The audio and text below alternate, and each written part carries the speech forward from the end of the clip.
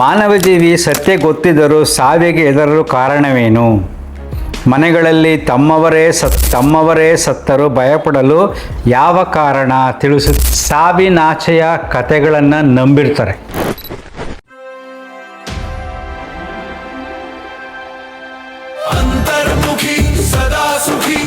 ನಮಸ್ಕಾರ ಸ್ನೇಹಿತರೆ. ಗುರುಗಳೇ, ನಿಮ್ಮ ವಿಚಾರ ಸತ್ಯಕ್ಕೆ ಹತ್ತಿರವಾಗಿರುತ್ತದೆ. ಮಾನವ ಜೀವಿ ಸತ್ಯ ಗೊತ್ತಿದ್ದರೂ ಸಾವಿಗೆ ಹೆದರಲು ಕಾರಣವೇನು? ಮನೆಗಳಲ್ಲಿ ತಮ್ಮವರೇ ಸತ್ತರೂ ಭಯಪಡಲು ಯಾವ ಕಾರಣ ತಿಳಿಸುತ್ತೀರಾ ಅಂತ ಕೇಳಿದ್ದಾರೆ. ತಮ್ಮ ಮನೆಯವರೇ ಸತ್ತಾಗ ಭಯಪಡ್ತಾರೆ ಅಂದರೆ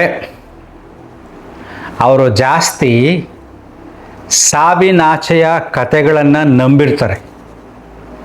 ಸತ್ತ ಮೇಲೆ ಆತ್ಮ ಪ್ರೇತಾತ್ಮ ಆಗುತ್ತೆ, ದೆವ್ವ ಆಗುತ್ತೆ, ಕಷ್ಟ ಕೊಡುತ್ತೆ.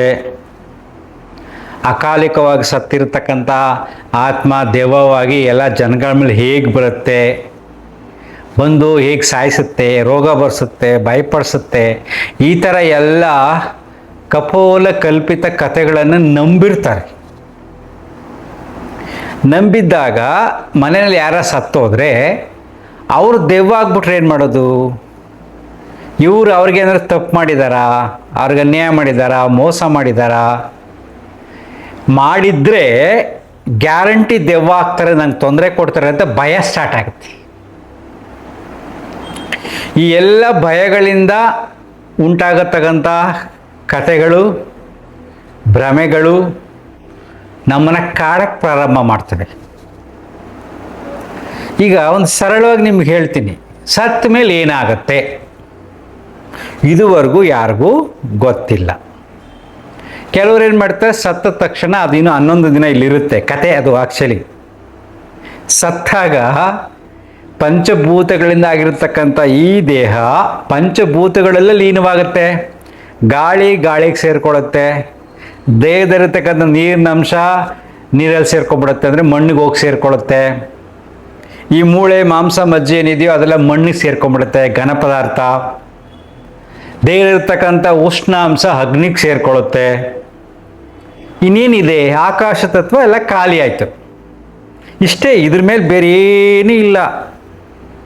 ನಿಮ್ಗೆ ಆಶ್ಚರ್ಯ ಆಗುತ್ತೆ, ಏನಪ್ಪ ಇವು ಯಾವ್ದು ನೋಡಿದ್ರು ಅದಿಲ್ಲ, ಇದು ಸುಳ್ಳು ಅಂತಾರೆ ಇವರು ಅಂತ ನಿಮ್ಗೆ ಅನಿಸುತ್ತೆ. ಇದು ಯಾವಾಗ ಈ ರೀತಿ ಅನಿಸುತ್ತೆ ಅಂದರೆ ನಿಮಗಿನ್ನೂ ತಿಳುವಳಿಕೆ ಬಂದಿರಲ್ಲ. ತುಂಬ ಯೋಚನೆ ಮಾಡಿ ಸಮಾಜ ನಡೀತಕ್ಕಂಥ ಎಲ್ಲ ವಿದ್ಯಮಾನಗಳು ನೋಡಿ ಅಧ್ಯಯನ ಮಾಡಿ ಜನರಾಡೋ ಆಟಗಳನ್ನು ನಾವು ನೋಡಿದಾಗ ಓಹೋ ಇಷ್ಟೊಂದು ಸುಳ್ಳುಗಳು ತುಂಬಿದೆ ಅಂತ ಅನಿಸುತ್ತೆ. ಈಗ ಕೆಲವಾರು ಪಂಥಗಳಲ್ಲಿ, ಜಾತಿಗಳಲ್ಲಿ ಸತ್ತ ಮೇಲೆ ಮೊದಲನೇ ದಿನ ಕೆಲವರು ಪೂಜೆ ಪುನಸ್ಕಾರ ಮಾಡಿ ಹೂಳ್ತಾರೆ, ಕೆಲವರು ಸುಡ್ತಾರೆ. 11ನೇ ದಿನಕ್ಕೆ ತಿಥಿ ಕಾರ್ಯ ಅಂತ ಮಾಡ್ತಾರೆ, ವೈಕುಂಠ ಸಮಾರಾಧನೆ. 1 ದಿನ ಮುಗ್ದೋಯ್ತು. ಅವ್ರು ಯಾರು ವೈಕುಂಠಕ್ಕೆ ಹೋಗಿಲ್ವಾ, ಹೊಟ್ಟೋಗಿರ್ತಾರೆ, ಏನಾಗಿರ್ತಾರೋ ಗೊತ್ತಿಲ್ಲ. ಇನ್ನು ಕೆಲವು ಜಾತಿಗಳಲ್ಲಿ ಸತ್ತಾಗಿಂದ 12ನೇ ದಿನದವರೆಗೂ 11ನೇ ದಿನ ಪ್ರತಿದಿನ ಏನಾರು ಒಂದು ಪೂಜೆ ಮಾಡ್ತಾ ಇರ್ತಾರೆ. ಆಮೇಲೆ ವೈಕುಂಠ ಸಮಾರಾಧನೆ ಮಾಡ್ತಾರೆ, ಆಮೇಲೆ ತಿಂಗಳಿಗೊಂದ್ಸರಿ ಮಾಡ್ತಾರೆ, ಆಮೇಲೆ ವರ್ಷಕ್ಕೊಂದ್ಸರಿ ಮಾಡ್ತಾರೆ. ಕೆಲವ್ರು ಏನೂ ಮಾಡಿರಲ್ಲ. ಕೊರೋನಾ ಕಾಲದಲ್ಲಿ ಎಷ್ಟೊಂದು ಜನ ಸತ್ರು, ಅವ್ರಿಗೆ ಸರಿಯಾಗಿ ಮಣ್ಣೆ ಮಾಡಿರಲಿಲ್ಲ ರೀ. ಅವೆಲ್ಲ ದೆವ್ವ ಆಗಬೇಕಾಗಿತ್ತು. ಎಷ್ಟು ಜನ, ಲಕ್ಷಾಂತರ ಜನಗಳು ಸತ್ತಾಗ ಕೊರೋನಾ ಕಾಲದಲ್ಲಿ ಅವರಿಗೆ ಸರಿಯಾಗಿ ದೇಹಕ್ಕೆ ಸ್ನಾನ ಮಾಡಿಸಿ ಪೂಜೆ ಮಾಡಿ ಏನೇನೋ ಮಾಡಿ ಮೊಳಕೆ ತಂದು ನೀರು ಹಾಕಿ ಹಿಂಗೆಲ್ಲ ಹೊಡೆದು ಎಲ್ಲ ಮಾಡ್ತಾರಲ್ಲ, ಗುಂಡಿಗೆ ತಗೊಂಡೋಗಿ ಮೆರವಣಿಗೆ ಮಾಡ್ತಾರಲ್ಲ, ಪಾಪ ಮಾಡಿದ್ರಾ? ಲಕ್ಷಾಂತರ ಜನ, 1-2 ಅಲ್ಲ, ಕೊರೋನಾ ಕಾಲದಲ್ಲಿ. ಅದಾದಮೇಲೆ ಅವರಿಗೆ ಪಾಪ ಕೆಲವು ಮನೆಗಳಲ್ಲಿ 3-4 ಜನ ಸತ್ತೋಗಿದ್ರು. ತಿಥಿ ಮಾಡಿ ಕೊರೋನಾದಿಂದ ಸತ್ತಿದ್ದಾರೆ, ಅದಕ್ಕೆ ನಾವು ತಿಥಿ ಮಾಡುತ್ತಿದ್ದೇವೆ, ಊಟಕ್ಕೆ ಬನ್ನಿ ಅಂದರೆ ಜನ ಬರ್ತಾ ಇದ್ರಾ? ಸರ್ಕಾರನೂ ಪರ್ಮಿಷನ್ ಕೊಡ್ತಾ ಇರಲ್ಲ, ತಿಥಿನೇ ಇಲ್ಲ. ಈಗ ಸತ್ತೋಗ್ಬಿಟ್ರೆ ಪ್ರತಿದಿನ ತಿಥಿ, ಏನೇನು 11 ದಿನ 12 ದಿನ ಇಡೋಕ್ಕಾಗಲ್ಲ, ಮಾಡ್ತಾ ಇರ್ತಾರೆ. ಕೊರೋನಾ ಟೈಮಲ್ಲಿ ಏನಾಗಿತ್ತು ನಿಮ್ಮ ಶಾಸ್ತ್ರ? ಲಕ್ಷಾಂತರ ಜನ ದೆವ್ವಗಳಾಗಿದ್ದರೆ ಭಾರತ ದೇಶದಲ್ಲಿ ಬದುಕಕ್ಕಾಗ್ತಿತ್ತಾ? ಕೆಲವು ದೇಶಗಳಲ್ಲಂತೂ 10 ಲಕ್ಷ 20 ಲಕ್ಷ ಕೋಟಿ ಗಟ್ಟಲೆ ಸತ್ತಿದ್ದಾರೆ. ನಮ್ಮ ದೇಶ ಒಂದು 10 ಲಕ್ಷ 20 ಲಕ್ಷ ಸತ್ತಿರ್ಬೋದು. ಅಷ್ಟೆಲ್ಲ ದೆವ್ವಗಳಾಗಿದ್ದರೆ ರಾಜಕಾರಣಿಗಳು ಬದುಕ್ತಾ ಇದ್ರಾ? ಸಾಮಾನ್ಯ ಜನರ ಬದುಕು ಸಾಕ್ತಿತ್ತ? ಯಾಕಂದ್ರೆ ಮುಕ್ತಿನೇ ಇಲ್ಲ. ಶಾಸ್ತ್ರೋಕ್ತವಾಗಿ ಏನು ಮಾಡಿಲ್ಲ, ತಲೆಯನ್ನು ಬೋಳಿಸಿಲ್ಲ, ಶಾಸ್ತ್ರವನ್ನು ಫಾಲೋ ಮಾಡಿಲ್ಲ, ಪಿಂಡವನ್ನು ಬಿಟ್ಟಿಲ್ಲ. ಕೊರೋನಾ ಕಾಲದಲ್ಲಿ ಸತ್ತವರು ಎಷ್ಟು ಜನ ಅಲ್ವಾ? ಆದರೆ ನಾವು ನಮ್ಮ ಮನೆಯಲ್ಲಿ ಭಯ ಪಡ್ತೀವಿ ಸತ್ತೋದ್ರೆ ಯಾರಾದರೂ. ಯಾಕೆ ಅಂದರೆ ಒಳಗಡೆ ಡೌಟು, ಇವರು ಮುಕ್ತಿ ಸಿಕ್ಕಿ ಸ್ವರ್ಗಕ್ಕೆ ಹೋಗ್ತಾರೋ ಅಥವಾ ಮುಕ್ತಿ ಸಿಗದೆ ಇಲ್ಲ ದೆವ್ವಾಗ್ಬಿಟ್ರು ನಮ್ಮನ್ನೆಲ್ಲ ಕಾಡ್ತಾರೆ ಅಂತ. ನಮ್ಮ ಮನೆಯಲ್ಲಿ ಸತ್ತವರ ಮೇಲೆ ನಮಗೆ ಪ್ರೀತಿ ಇದ್ದರೆ, ಗೌರವ ಇದ್ದರೆ, ಅವರು ಮಾಡಿರತಕ್ಕಂಥ ಕೆಲಸದ ಕೃತಜ್ಞತೆ ನಮ್ಮಲ್ಲಿ ಇದ್ದರೆ ನಮಗೆ ಹೆಮ್ಮೆ ಆಗುತ್ತೆ. ನಮ್ಮ ತಂದೆ ತಾಯಿ ಇಷ್ಟು ಜನ ನಮ್ಮನ್ನು ಸಾಕಿದ್ದಾರೆ, ಏನು ಆಕಸ್ಮಿಕವಾಗಿ ಸತ್ತೋದ್ರು, ಕಾಯಿಲೆ ಬಂದು ಸತ್ತೋದ್ರು, ಅವರ ಆತ್ಮ ನೆಮ್ಮದಿಯಾಗಿರುತ್ತೆ, ಅವರಿಂದ ನನ್ನ ಬದುಕು ಸಾಗುತ್ತಿದೆ ಅನ್ನತಕ್ಕಂತಹ ಆಸೆ ನಿಮ್ಮಲ್ಲಿ ಇದ್ದರೆ ಭಯ ಎಲ್ಲಿ ಬರುತ್ತೆ ರೀ? ಪ್ರೀತಿ ಬರುತ್ತೆ. ನಾನು ಸಿಂಪಲ್ ಎಕ್ಸಾಂಪಲ್ ಹೇಳ್ತೀನಿ. ನಮ್ಮ ಅಜ್ಜಿ ಚಿಕ್ಕ ವಯಸ್ಸಿನಲ್ಲೇ ನಮ್ಮ ತಾತ ತೀರೋಗಿದ್ರು. ತುಂಬ ಕಷ್ಟಪಟ್ಟು ಮಕ್ಕಳನ್ನ ತುಂಬ ಸ್ಟ್ರಿಕ್ಟಾಗಿ ಬೆಳೆಸಿದ್ರು. ನಮ್ಮ ಅಜ್ಜಿ ಸತ್ತಾಗ ಸಂಜೆ ಸತ್ತರು. ಸೊ ನಾಳೆ ಬೆಳಗ್ಗೆ ನಾವು ಮಣ್ಣು ಮಾಡಬೇಕು. ಅದು ನಮ್ಮ ಮನೆ ಹಾಲಲ್ಲಿ ಮಧ್ಯದಲ್ಲೇ ಇಟ್ಕೊಂಡಿದ್ದೀವಿ ಬಾಡಿ. ರಾತ್ರಿ ಕಾಯಬೇಕು. ಸೊ ನಮ್ಮ ಅಜ್ಜಿ ದೇಹ ಹೀಗೆ ದಿವಾನ್ ಮೇಲೆ ಮಲಗಿದೆ, ಕೆಳಗಡೆ ನಾನು ಮಲಗಿದ್ದೀನಿ, ನಿದ್ದೆ ಮಾಡ್ತಿದ್ದೆ ನಾನು. 2-3 ಗಂಟೆ ನಿದ್ರೆ ಆದಮೇಲೆ ಎಚ್ಚರ ಆದ್ಮೇಲೆ ಇನ್ನೊಬ್ಬರು ಎಬ್ಬಿಸುತ್ತಿದ್ದೆ. ಯಾರು ನೋಡ್ಕೋಬೇಕಲ್ಲ, ದೀಪ ಹಚ್ಚಬೇಕು ರಾತ್ರಿ ಹೊತ್ತು, ಕ್ರಿಮಿಕೀಟಗಳು ಬರಬಾರ್ದು ಅಂತ. ಶಾಸ್ತ್ರ ಬೇರೆ ಬಿಡಿ. ಸೊ ನಾನು ಕೆಳಗಡೆ ಮಲಗಿದೆ, ನಮ್ಮ ಅಜ್ಜಿ ಮೇಲ್ಗಡೆ ಸತ್ತು ಮಲಗಿದ್ರು. That's all. ಯಾಕೆಂದರೆ ಅಜ್ಜಿಯ ಬಗ್ಗೆ ನಮಗೆ ತುಂಬ ಕೃತಜ್ಞತೆ ಇತ್ತು. ಅದೊಂದು ಪವಿತ್ರವಾದ ಆತ್ಮ. ಭಯ ಎಲ್ಲಿ ಬರುತ್ತೆ? ನಮ್ಮ ತಾಯಿ ಸತ್ತಾಗಲೂ ಹಾಗೆ ಆಯಿತು. ಅವರು ಸಂಜೆಲೇ ಸತ್ತದ್ದು. ರಾತ್ರಿ ನಾಳೆ ಬೆಳಿಗ್ಗೆ ಮಾಡಬೇಕು ಮಣ್ಣು. ಆವಾಗ ಅವರು ಮನೇಲೇ ಇಟ್ಕೊಂಡಿದ್ವಿ, ಹಾಲಲ್ಲೇ ಇಟ್ಕೊಂಡಿದ್ವಿ, ಕಾಯ್ತಾ ಇದ್ವಿ. 2 hours ಒಬ್ಬೊಬ್ರು ಮಲ್ಕೊತಾ ಇದ್ರು.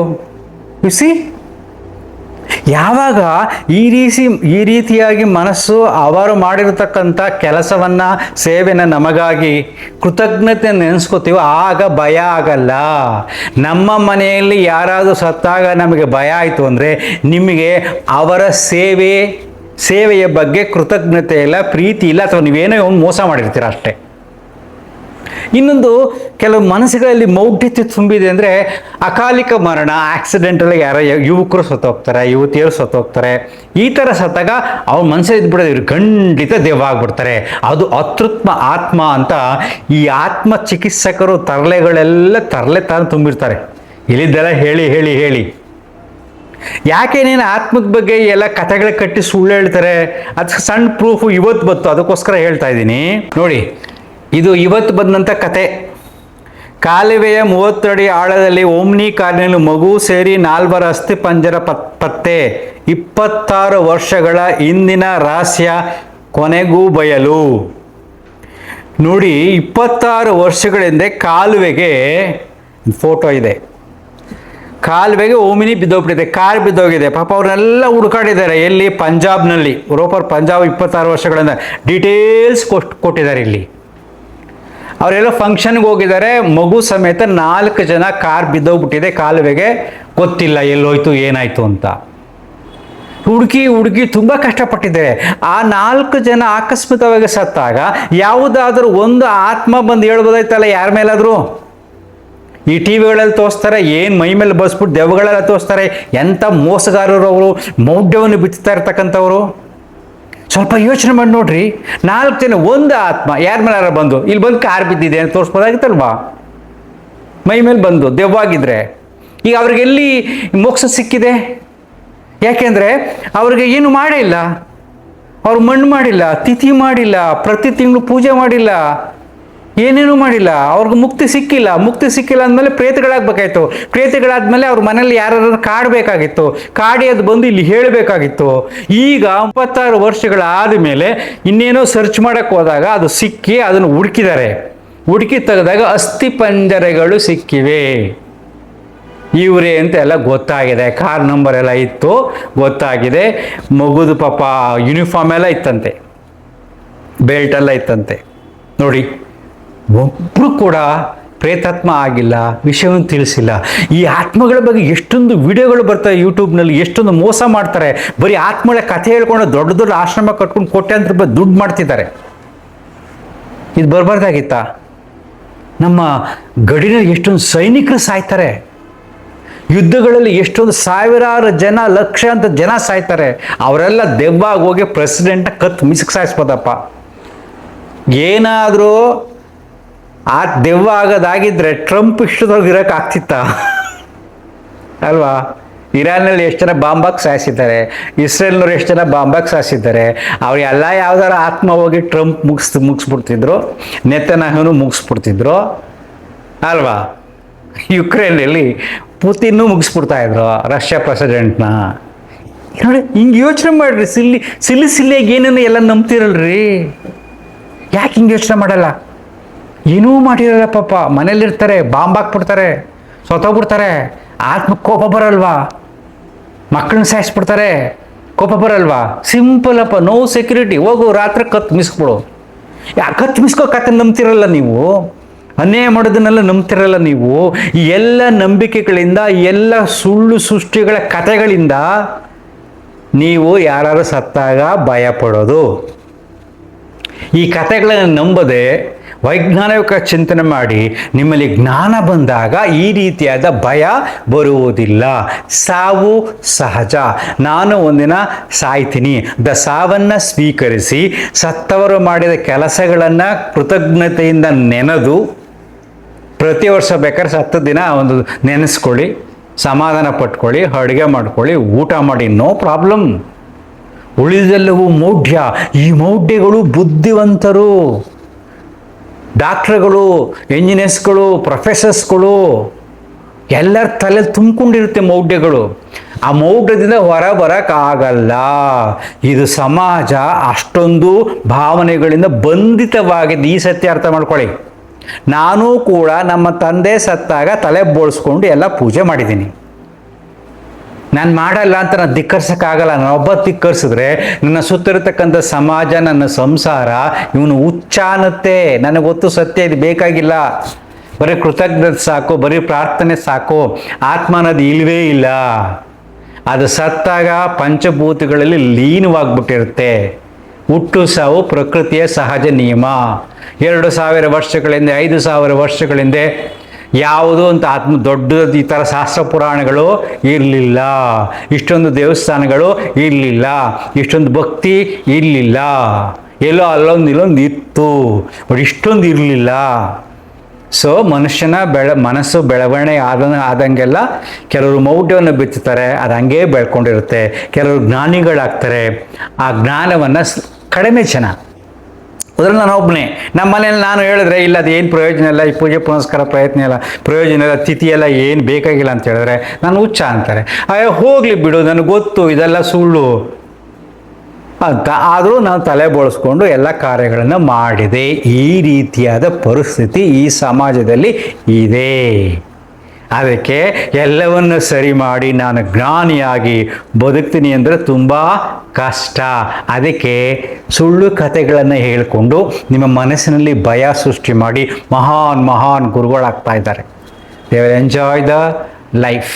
ಆ್ಯಂಡ್ ಆಲ್ಸೋ ಮತ್ತೇನಪ್ಪ ಅಂದ್ರೆ ಮನಸ್ಸಲ್ಲಿ ಭ್ರಮೆ ಇರುತ್ತೆ, ಸತ್ತ ಮೇಲೆ ನಾನು ಡೈರೆಕ್ಟಾಗಿ ದೇವ್ರ ಹತ್ರ ಹೋಗ್ತೀನಿ, ಬಿಕಾಸ್ ತುಂಬ ಸಾಧನೆ ಮಾಡ್ತಾಯಿದ್ದೀನಿ ಅಂತ ಅಂದ್ಕೊಂಡು ಬದುಕ್ತಾ ಇರ್ತಾರೆ. ಅಷ್ಟೇ. ಸಾವು ಸಹಜ. ಸತ್ತಾಗ ಹೆದರಬೇಡಿ, ಯಾರೂ ದೆವ್ವ ಆಗಲ್ಲ. ಅದೆಲ್ಲ ಸುಳ್ಳು ಕಥೆಗಳು. Thank you. ಅಂತರ್ಮುಖಿ, ಸದಾ ಸುಖಿ. ನಮಸ್ಕಾರ.